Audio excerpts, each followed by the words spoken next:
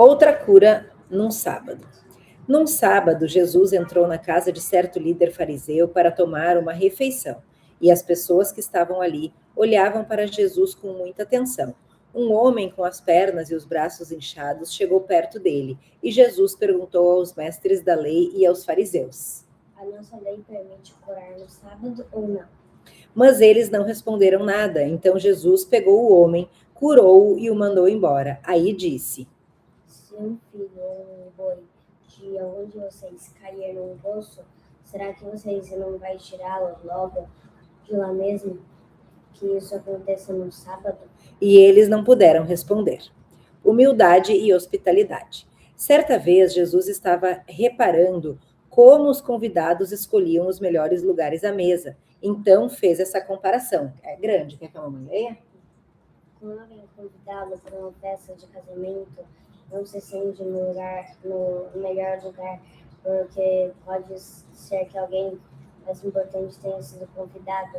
Então, quem convidou você e o outro poderá dizer a você: dê esse lugar para este aqui. E aí você ficará envergonhado e terá que te sentar no último lugar.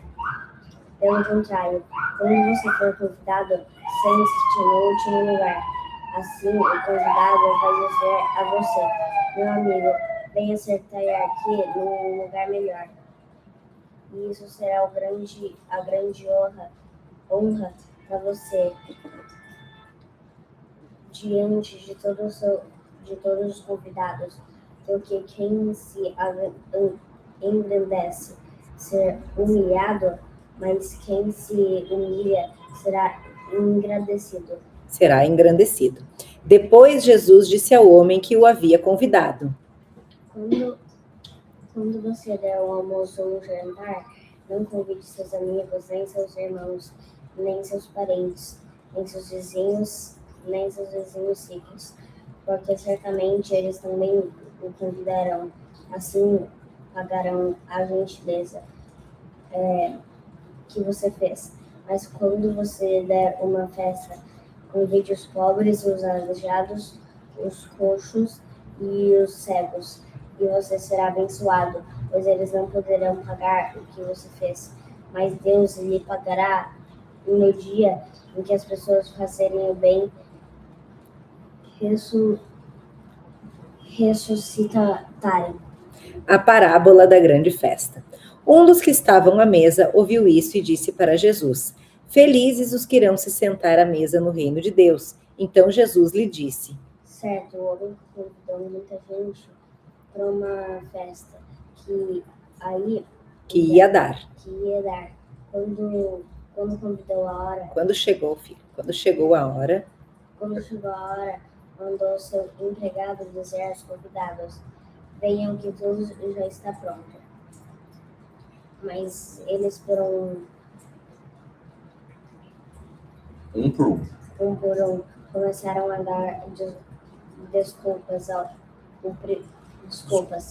O primeiro disse ao empregado: comprei o sítio, tenho de lhe dar uma olhada nele, peço que me desculpe. O outro disse: comprei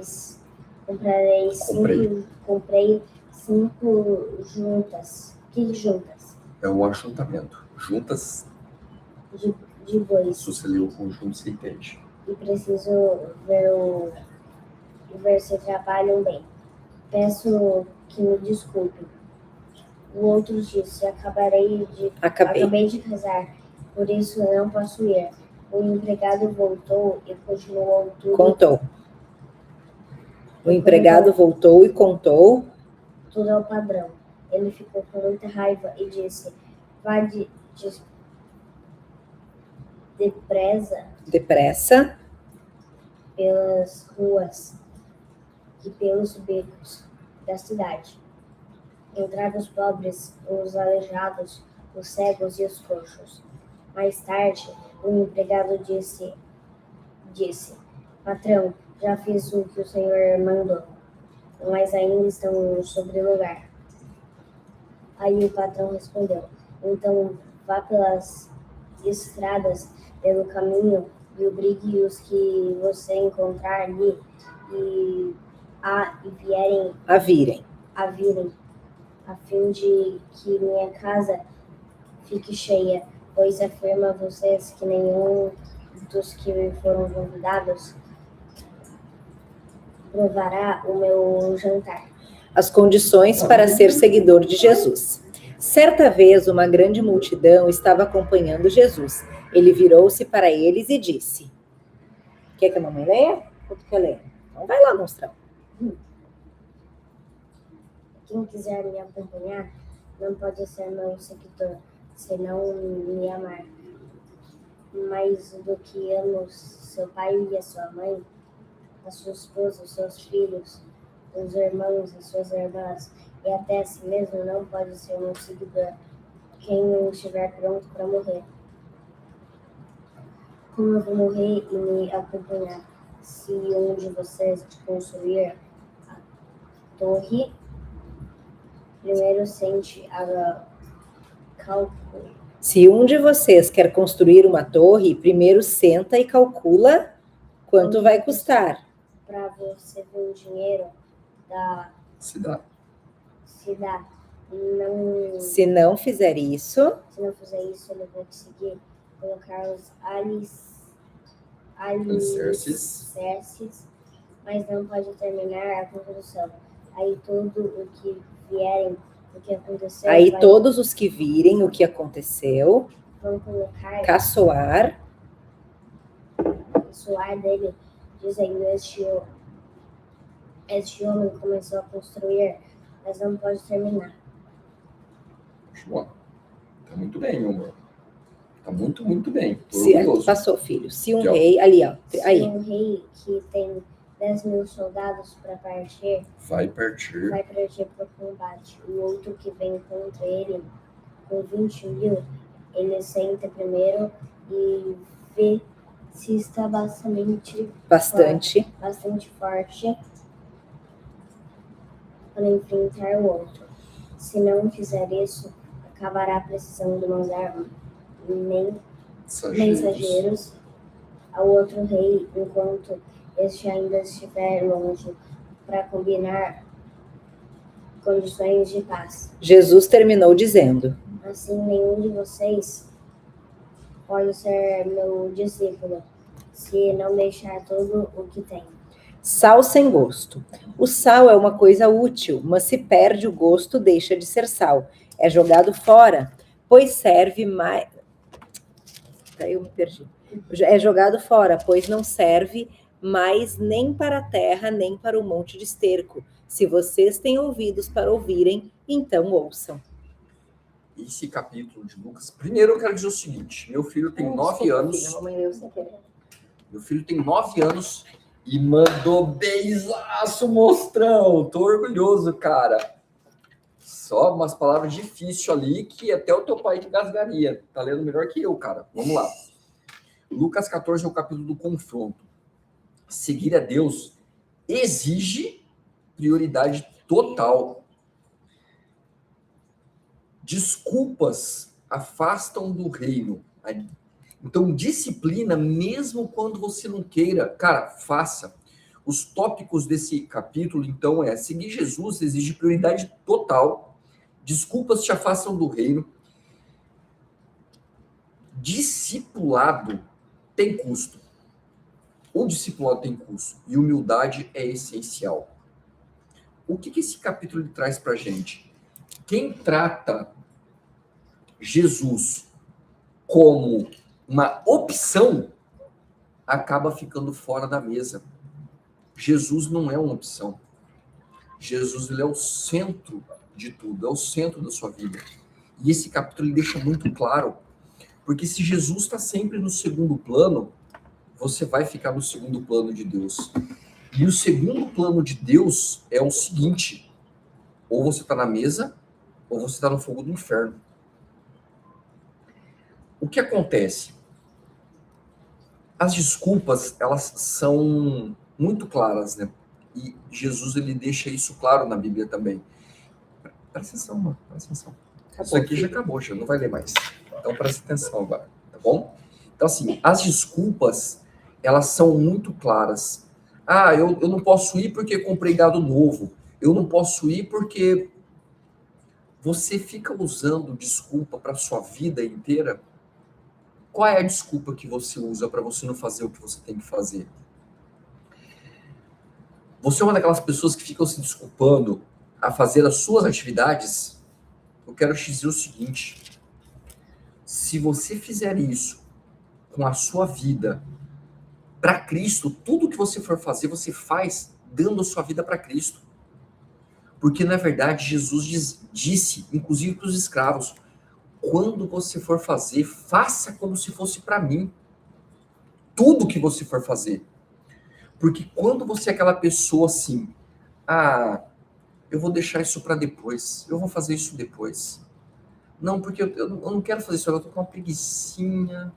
Agora eu não quero fazer isso. Eu vou dar uma deitadinha antes, ou eu vou só assistir esse filminho antes e depois eu faço. Você acha que essa batalha interna não acontece com a minha mente? Em vários momentos. Em vários momentos eu penso o que eu devo fazer. Não, mas eu vou fazer isso daqui antes, não vou fazer. Hoje minha mente já está programada para, independente do que aconteça, eu vou e faço. Só que por anos e anos eu combati isso comigo mesmo. Porque, na verdade, Jesus, ele quer que você faça como se fosse para ele. Por que disso?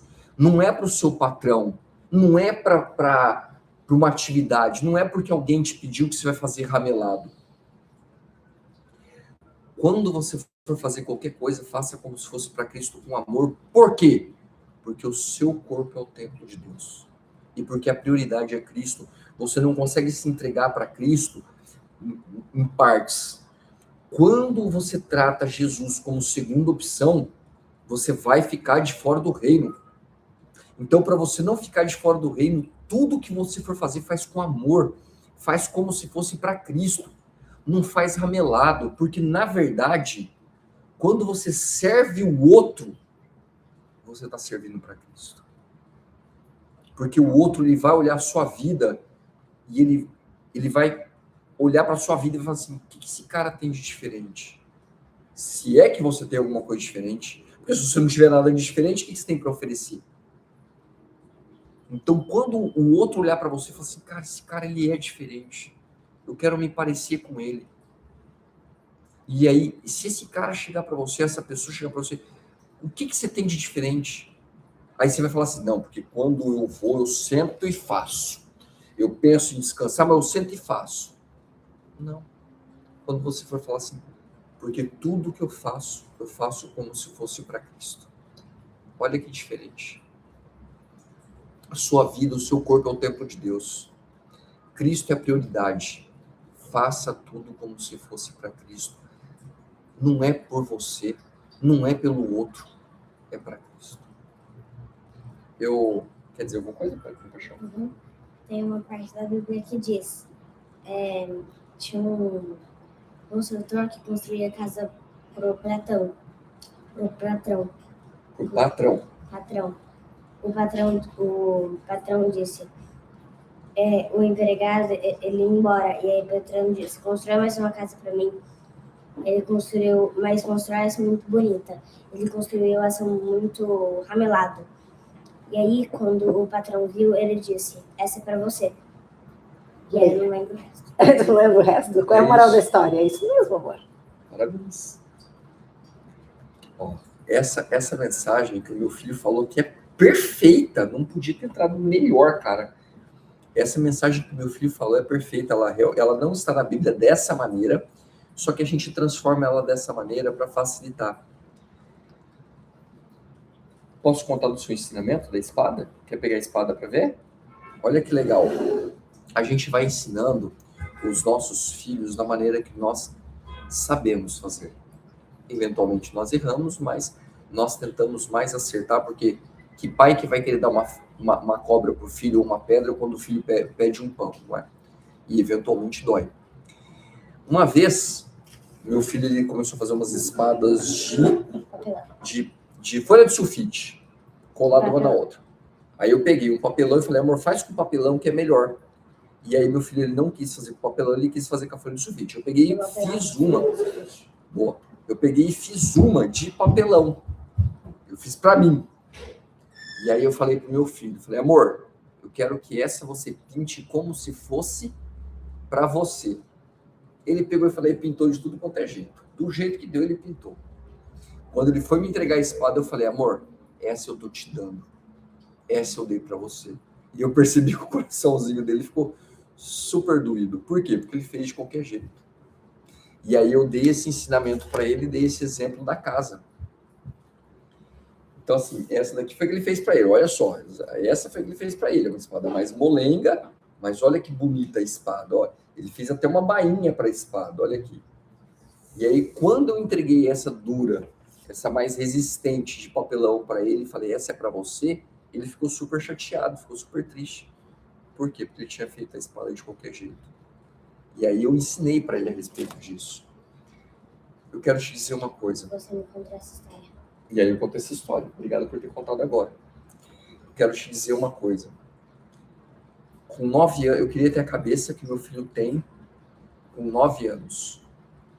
Porque pro meu filho, eu não fico... Cadê meu celular? Eu não fico enquanto meu filho pede minha ajuda. Só que quando ele pede por bobeira, eu não dou atenção. Por quê? Porque ele tem que fazer as coisas sozinho. Mas quando ele precisa, eu dou atenção para ele. Eu brinco com ele, eu me dedico para ele. Porque eu vou dizer uma coisa para os pais. Pais, preste atenção nisso. A escola, ela ensina, mas ela... Vou até mudar a frase. Ela educa do ponto de vista... Ela deveria educar, na verdade. Vou mudar até a frase mais ainda. A escola deveria educar para matemática, deveria ensinar. Entenda educar pela educação, né? Educação de aprender. A escola deveria educar em matemática, em ciência, em português, no Brasil, em várias línguas, enfim. Ela deveria dar um ensinamento técnico para o seu filho. Mas a escola não tem a obrigação de preparar o seu filho para a vida. Essa obrigação é sua. E quando você delega essa obrigação para os outros vão ensinar o seu filho a maneira deles, só que sem o amor que você tem pelo seu filho.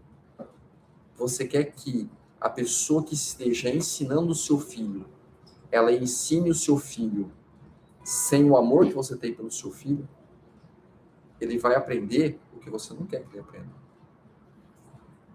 Ele não vai ser como você busca que ele seja.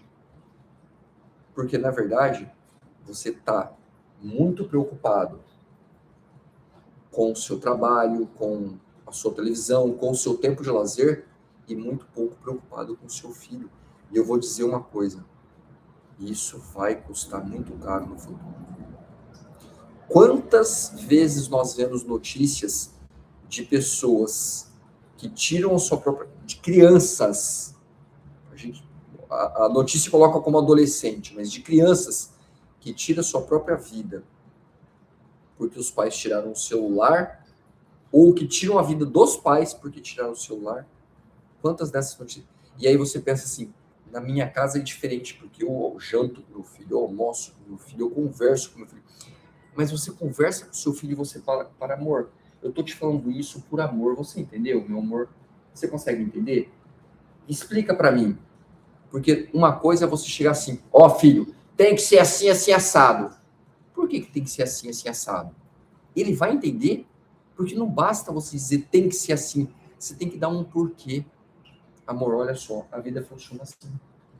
Se você fizer desse jeito, vai acontecer isso. Se você fizer desse jeito, vai acontecer aquilo. E, na verdade, eu quero o seu bem. Quando eu discuto com você, quando eu brigo, quando eu tento te ensinar, não é a crítica pela crítica, é a crítica pelo amor. Eu te amo tanto, eu me entrego tanto que me dói falar isso para você, mas eu preciso falar isso para você. Porque eu te amo e porque a vida vai ser dura. Você acha que eu estou sendo duro com você agora? Estou sendo duro com você agora com amor, com dor no coração. Os outros que vão ensinar o seu filho não têm esse amor. Eles não vão se preocupar com o seu filho. Então, dedique a sua vida para o verdadeiro Pai que te ama e que te entregou tudo por você, que é Deus.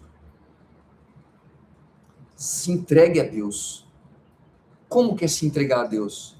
Servindo com amor.